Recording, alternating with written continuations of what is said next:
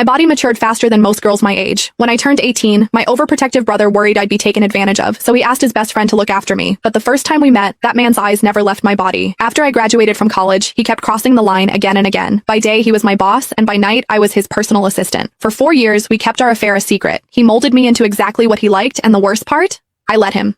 One day, his ex-fiancée came back from overseas. He slipped out of my bed in the middle of the night and rushed to the airport to pick her up. Humiliated but unwilling to let go, I followed him there, only to watch him gently stroke another woman's hair right in front of me. He turned to me and said, "Jennifer Huckabee, 4 years ago, you were the one who crawled into my bed while I was drunk. The way you're behaving now, it's really pathetic." The way he looked at her was soft, and the way he mocked me was sharp and deliberate. I suddenly realized he was right. This was meaningless. So I lowered my head, texted my brother to tell him I'd accept the Sinclair family marriage proposal, then looked up at that man and smiled. "All right then, goodbye." Marvin Huckabee, my brother, called not long after. I could hear the relief in his voice through the call, surely because he thought I had finally let go of the man I had loved for years. What he did not know was that the man I was madly in love with was his best friend, Devin Woodford. After hanging up, I picked up the resignation letter I already prepared and headed for HR. However, the process stalled at the final step. "Ms. Huckabee, if you want to resign within a week, you'll need the CEO's signature for approval." Devin again. Even at the very end, I still could not avoid him. I tightened my grip on my phone, walked to the end of the empty hallway, and dialed that all-too-familiar number.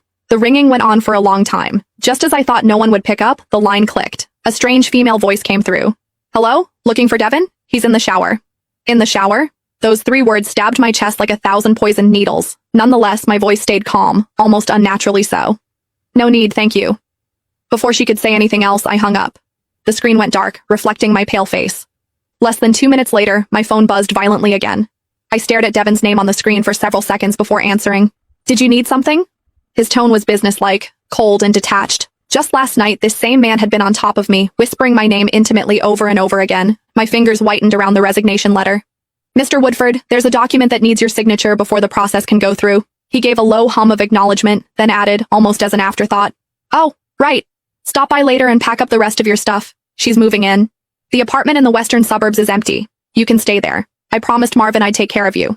4 years ago, he pulled me into his bed while drunk, tossing me the charity of being his bedmate. 4 years later, under the excuse of loyalty to his best friend, he was offering me a place to live. His carefully considerate gestures were so absurd, they almost made me laugh. "That won't be necessary, Mr. Woodford," I said, forcing a smile. "I'm an adult. I can take care of myself." Once he signed the resignation form and I finished my last handover, the ridiculous 4 years between us would finally come to an end. Me? I was getting married. I opened my eyes in the hotel room as morning light streamed in.